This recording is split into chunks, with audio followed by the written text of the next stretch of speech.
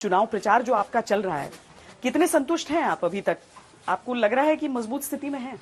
बिल्कुल। बिहार की जनता नीतीश जी को सपोर्ट करना चाहती है, स्टेबिलिटी चाहती है और स्टेबिलिटी के साथ साथ विकास चाहती है।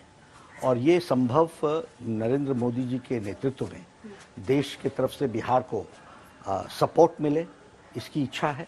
और नीतीश कुमार जी यहाँ पर उस डिलीवरी को अच्छे तरीके से करने में सक्षम है। आपको एंटी इनकम्बेंसी नहीं दिख रही है? देखिए क्या होता है, जब जो भी कोई आदमी व्यक्ति रूलिंग में होता है तो लोग कुछ न कुछ विषय तो निकालते हैं जिसको हम एंटी इनकम्बेंसी कहते हैं।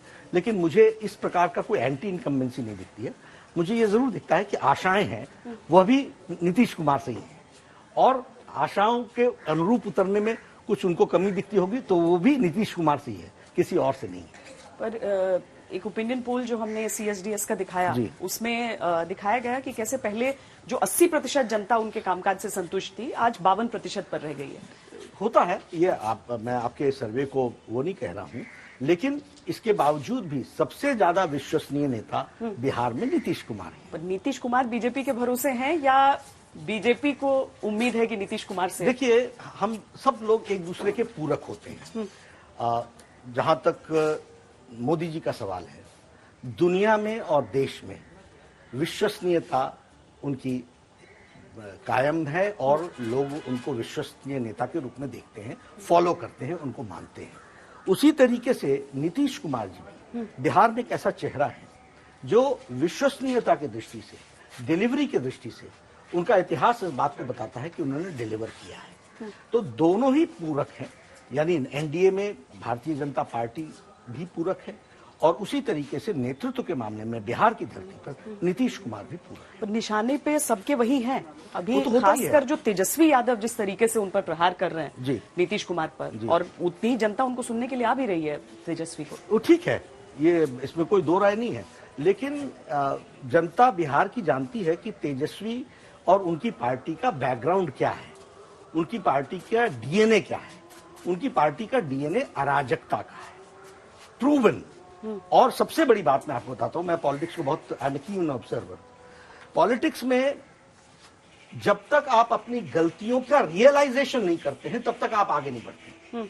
दुख के साथ कहना पड़ता है कि आरजेडी आज भी अपनी गलतियों को स्ट्रांग पॉइंट मानती है और उन पर कहीं रियलाइजेशन नाम की चीज नहीं है। पर तेजस्वी ने वो तस्वीरें हटा ली हैं। वो इसलिए कि उनको समझ में आ गया है कि लोग लालू जी के द्वारा जो काम हुए हैं और उसी का रेप्लिका होंगे ये। इसमें आप कोई दो राय नहीं मत रखिए। मैं आपको बताना चाहता हूं, अभी वो विपक्ष के नेता रहे, 2019 में उनकी हाजिरी देख लीजिए विधानसभा में, बजट के सेशन में देख लीजिए, बाढ़ के समय में देख लीजिए, कोरोना के समय में देख लीजिए, कहां मिले वो, किसको मिले? अब वो उल्टा पूछ रहे हैं कि नीतीश कुमार नहीं निकले हैं। Was always here.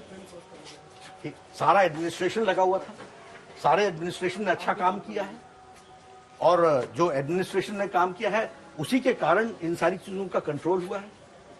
प्रधानमंत्री ने कहा कि डबल इंजन की सरकार को अभी कुछ ही समय हुआ है यहाँ पर काम करते हुए। लोग विश्वास करेंगे, लोग इस चीज को एक्सेप्ट कर रहे हैं? देखिए ना, मैं आपको बताता हूँ, मैं स्वास्थ्य मंत्री था। मैंने ये 2014 में मैं बन गया था स्वास्थ्य मंत्री, 2015 में ये आए। तेज प्रताप के पास हेल्थ डिपार्टमेंट था, वो घोड़े से उतरा ही नहीं नीचे। कभी यूनियन हेल्थ मिनिस्टर का जवाब ही नहीं दिया, कोई काम नहीं हुआ। और उनके जाने के बाद मैंने 11 मेडिकल कॉलेजेस दिए, प्रधानमंत्री जी ने 11 मेडिकल कॉलेजेस बिहार को दिया। 8 जगहों पर सुपर स्पेशलिटी ब्लॉक दिया। मैं तो हेल्थ की बात कर रहा हूँ। एक all India institute of medical sciences दिया, और जो मेडिकल साइंसेज अटल जी देकर के गए थे वो नॉन फंक्शनल था, उसको फंक्शनल हमने बनाया। आज सारा कोविड का hospital, dedicated hospital AIIMS Patna ही है ना। तो ये सारे काम 3 साल के अंदर ही हुए। अच्छा नड्डा जी, एक और मैं इसलिए कह रहा हूं क्योंकि जो इंफ्रास्ट्रक्चर की दृष्टि से जो पैसा मिला वो मोदी जी के आने के बाद और यहाँ नीतीश कुमार ने जब संभाला तब मिला। मतलब नीतीश कुमार जी जब हमारे साथ आए तो इसीलिए उसके पहले वो जो उनकी सरकारें थी, जो पहली सरकारें थी यूपीए के टाइम की, उन्होंने कोई कंट्रीब्यूट नहीं किया। और जब हम यहाँ कंट्रीब्यूट कर रहे थे, आखिर आप देखिए एक आदमी चीफ मिनिस्टर बन गया, क्यों छोड़ा उन्होंने, क्यों उनका साथ छोड़ा? क्योंकि डीएनए में परिवर्तन नहीं था।